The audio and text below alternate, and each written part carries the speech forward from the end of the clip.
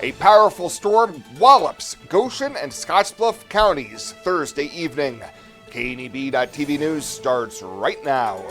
From your trusted source for news in western Nebraska and eastern Wyoming, this is KNEB.TV News.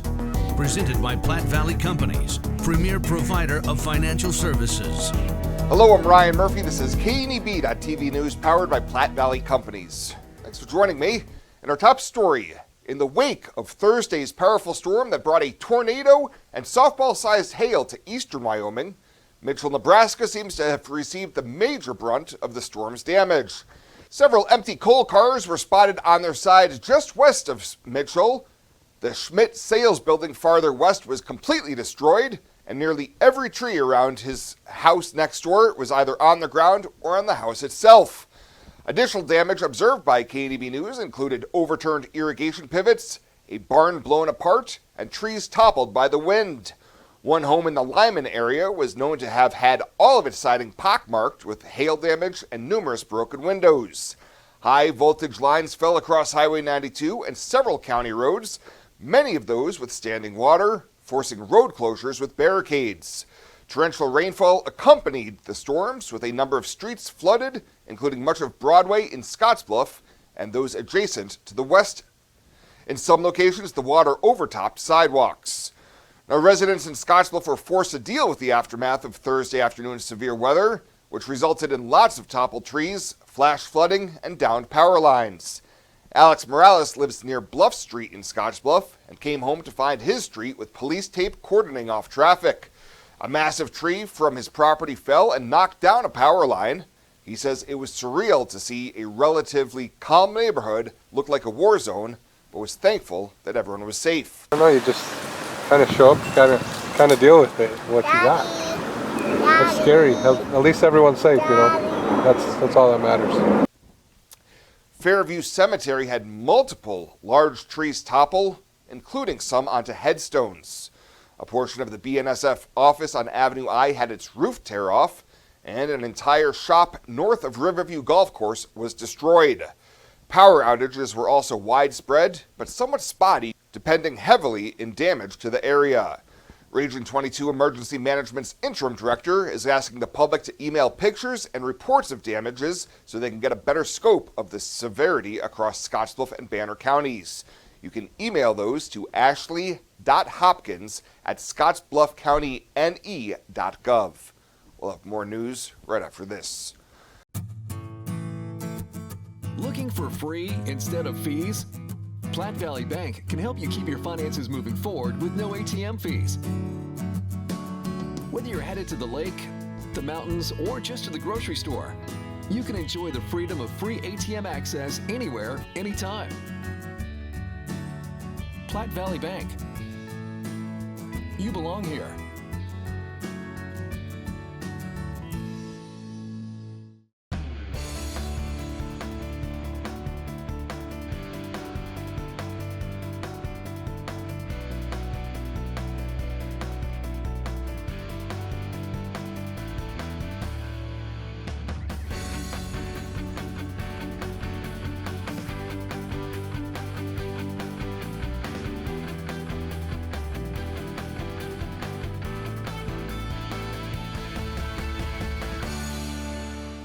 Pet waste and water don't mix. Animal waste decomposes in water, releasing nutrients, which deplete the oxygen fish and other life need to survive and encourage harmful algae growth. Animal waste also has disease-carrying bacteria, making contaminated water unusable. It's easy to prevent pet waste pollution. Simply pick up your pet's waste and dispose of it in a trash can, and avoid letting your pets defecate within 200 feet of our community's waterways. Tri-City Stormwater reminds you it's our water, our responsibility.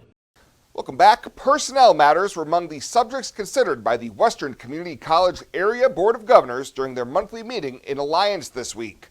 One of those was an evaluation of President Greg Dart, which was held in a closed session. After about an hour and 15 minutes of discussion, the board returned to open session, with member Lynn Klemke reading a related motion. I move that the board approve the extension of the president's contract for an additional year to 2026. The executive increase for 24-25 will be a 3% total compensation increase. The motion passed unanimously.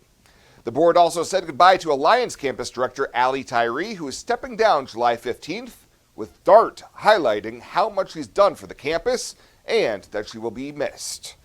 And for the 10th straight month, the overall Rural Main Street Index produced by Creighton University's Hyder College of Business sank below growth neutral. According to the June survey of bank CEOs in a rural area of a 10-state region, the overall reading hit 41.7, down 2.5 points from May. Economist Ernie Goss says higher interest rates, weak commodity prices, and sinking ag equipment sales again drove the index below growth neutral threshold reading of 50. The Nebraska RMI for June sank more than 2 points to 39.5, despite the state's farmland price index rising nearly 2 points from last month.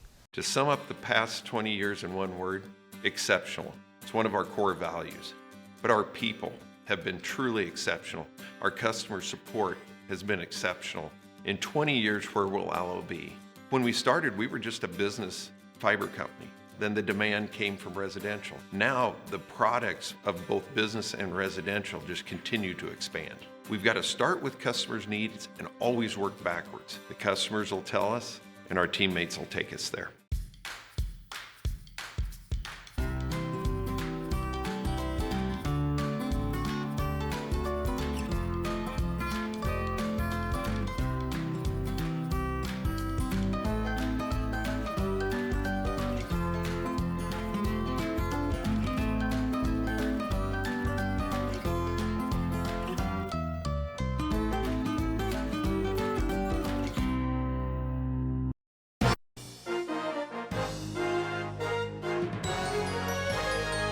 This is KNEB.TV Ag News from the Scottsbluff Body and Paint Ag Desk. Scottsbluff Body and Paint, you're driving home a reputation. It's time for Fridays in the Field, brought to you by FNBO, the Great Big Small Bank. It was an exciting and tense weekend in northeast Nebraska as a storm front that went through the area brought along with it several tornadoes. And we're visiting with one of the farmers who was affected by the tornado, or the tornado went over some of the ground that that he farms. He is Mark Weeman from southeast Stanton County. Mark, thanks for visiting with us here today. We'll get to the storms over the weekend in just a moment. But first of all, if you could just tell me, how did the spring go for you guys as we talk about this update here this week? Well, this area right through here like that, we experienced 2 years of back-to-back severe drought, and going into this spring we had not picked up a lot of moisture. After the snows melted off in the winter, everything stayed dry, and so we were going to sow some oats and alfalfa like that, and our biggest concern was would we even get enough moisture to germinate the stuff. We had to dish some corn stalks, and we got the crop sown, and then we just sat there and hoped that we get some timely rains, and we got a ½ inch and kind of got things rolling. But then it got awful cold, and we did lose some alfalfa, and we did lose some oats from freeze out. So, but then after that, once the planting season got into late April and May and like that, we started picking up timely rains, and now we're to the point where we kind of maybe like to have a little bit of break so we can finish fertilizing corn and get the spraying wrapped up. But we did get all the hay put up in good shape. And so we've been very fortunate compared to the previous 2 years. Yeah. So just rough estimate, how has the spring recharge been water-wise? How much moisture have you had? Well, it all depends. The east side of our farming operation probably has had 6-7 inches of maybe towards 8 total inches of moisture. On this side, we probably almost doubled that, but we had some awful punishing rains on this side. A lot of field erosion, a lot of water's run off. So we'll see how those stands are going to fare as far as shallow-rooted corn and stuff like that going forward. So it's once again, it's location. Sure. What about planting progress? Did it take several chunks to get the crops, the corn and soybean, planted this year? Yes, we got off to a good start in late April, getting some beans in first. And then we got a little bit of corn in, and then all of a sudden we kind of turned wet and cold. And we had about a 2-week window in there. We really didn't turn a wheel at all.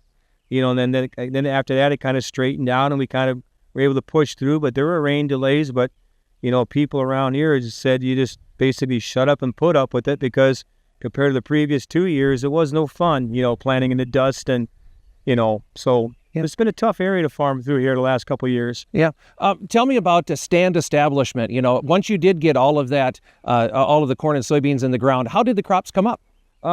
Basically, I was really amazed. I thought maybe with some of the colder issues early and then some of the moisture that we were followed by sunlight and some hard driving winds where the ground kind of crusted even in no-till. And in the end, we got just enough timely showers here and there that the crops all made it through in good shape. And throughout the entire area, I think the stands are really good until the washing rains kind of took some of that out and changed that. But no, I think the stand establishment in our area was good. Okay, have you had to deal with any bugs or diseases or anything like that here so far? So far, the only problem we had with bugs is early on the alfalfa had to be sprayed several weeks prior to it being harvested because it loaded up with insects, worms, and aphids and stuff like that. We had to spray alfalfa, but other than that, no problem with the beans, no problem with the corn. Now, one neighbor did tell me over here that he spotted some woolly caterpillars in his bean field, so he had to put some insecticide in for that and like that. But we're all kind of watching for that right now. But as far as anything else, no, it's going pretty darn good. All right. Well, let's talk about the weekend's events. And you mentioned that there have been several rains, Mark, that have kind of beaten the ground in this area. And this past weekend, tornadoes in the Howells and Clarkson area, near Pilger, and up to Pender as well. I guess just tell me the tornadoes from last weekend, how did it affect your operation? Actually, our operation, we got off pretty darn good. The farm right west of here, it came all the way through that quarter. That was soybeans that are planted over there. We're going to probably have to go in that quarter. It would take a planter, and where the tornado path went, it piled up corn stalks. It also stripped a lot of the beans. They're not going to come back, so we're going to have to fill in some stand. But overall, we fared okay. But we're standing in a location here where the guy that owns this acreage amongst our farm ground didn't fare so well. And there's been storm damage here the last couple of years too from tornadoes with pivot damage and everything else in the area. So it's been kind of a rough haul. Fridays in the Field is brought to you by FNBO, the Great Big Small Bank. We'll see you next Friday. Are you looking for the perfect place to hold a wedding, family reunion, holiday office party, or business meeting? Well, look no further. The Hampton Inn and Suites Hotel and Conference Center is just the place for you. We're a full-service banquet facility that can host up to 400 of your guests. Stop in and see our spacious open-concept meeting rooms and begin planning your special event or family gathering today.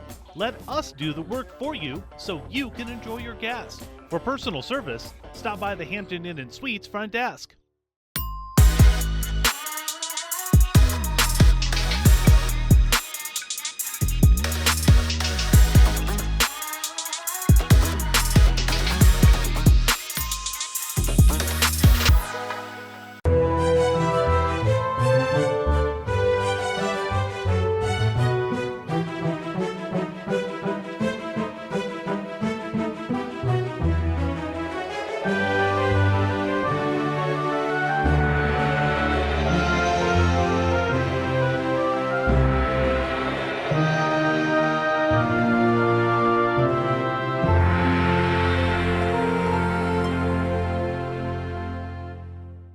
Let's take a peek at your weekend community calendar, brought to you by Riverstone Bank.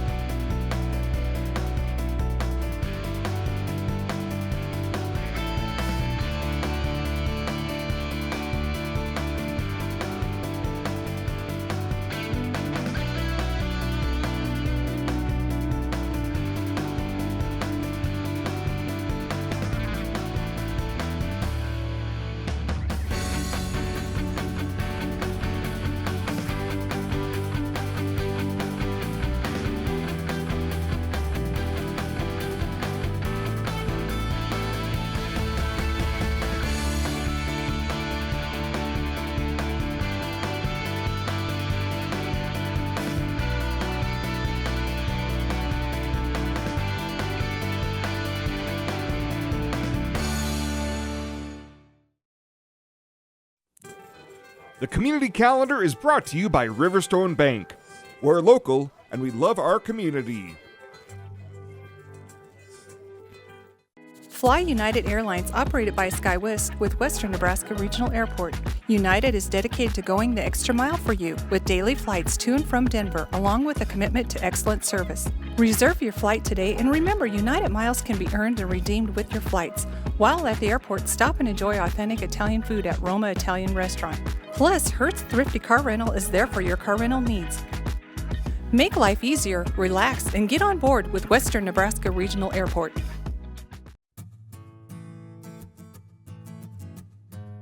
Tired of feeling stuck? Not sure if you are on the right track? Platte Valley Bank can help keep your finances moving forward with checking account options to fit your lifestyle and an online account chooser to make finding the right account easy. Control your financial future with helpful budgeting tools and automatic savings plans. Now is the time to enjoy the ride with Platte Valley Bank. You belong here.